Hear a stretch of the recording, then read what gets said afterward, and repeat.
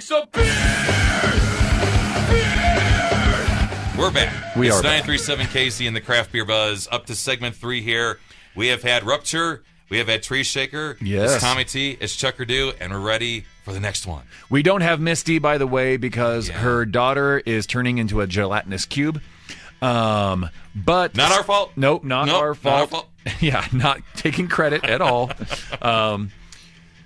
But she is dealing with that. So you just have, it's just a testosterone edition of the Craft Beer Buzz. Yeah, we haven't had this for a while. It was like a cold day back in January. It was, yeah. And the last time we just had just you and I just doing the duo here for a change. But, yeah, it's good. Yeah, I like it. It's good every once in a while. Yeah, we can, I don't know. We're not doing anything different. Yeah, we're just being idiots on the air. When are the strippers coming here? Yeah, right.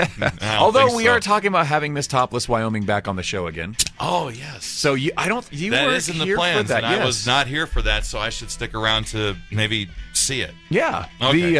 And people got mad at us last time. I'll explain that story here in just a second after I pour this beer, which you can get in the Stone Mix Pack from the Pepper Mill, who is the sponsor of the Craft Beer Buzz. At 1618 Stillwater Avenue.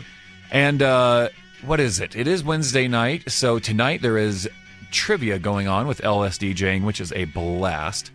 The beer I'm pouring right now, I've really been excited about the current Stone Brewing Company Hop Variety Pack.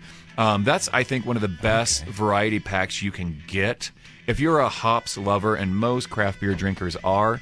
But even if you're not, I feel like this pack has something for everybody. And this one here, Stone Delicious IPA, is, I think the name of this beer is extremely appropriate, but something that people don't realize, and Stone doesn't really advertise it a ton, but this is a gluten-free or a gluten-reduced beer.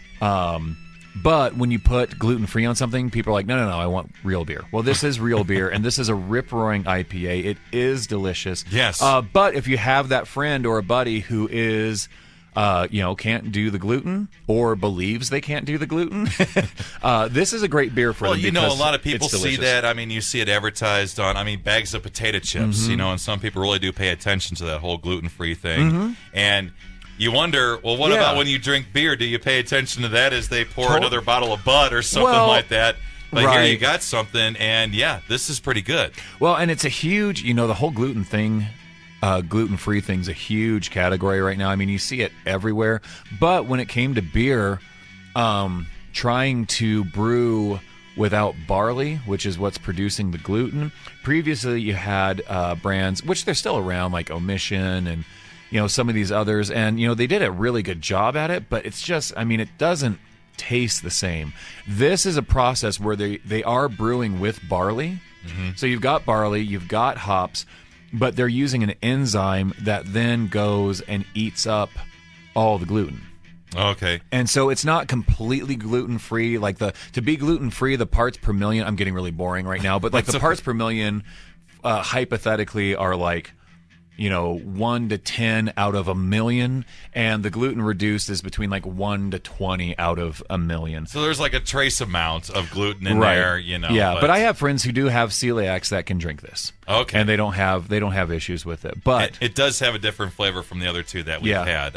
It might be, I guess I would say it'd be my least favorite, but not bad. I'm not saying it's bad tasty at all. It is very good. This one's very different because the Rupture is very, if you're not a hop fan, it is very drinkable. And I would say the same thing with Tree Shaker. They're very enjoyable for the hop lovers, but it's not super aggressive. Yeah. This is a little bit more aggressive. So if you like hops, you're going to dig this beer, but this could also be a little harsh. It's also a little dank. This is the one that is the most, like, if you smell it, it totally smells like herb. Yeah, it does have that in it. And I'm wondering, is that maybe from the barley content? No, so hops are actually a cousin to marijuana. Okay, but this beer here does not have barley in it, or they were No. It does. It does, but then there's an enzyme that they use to.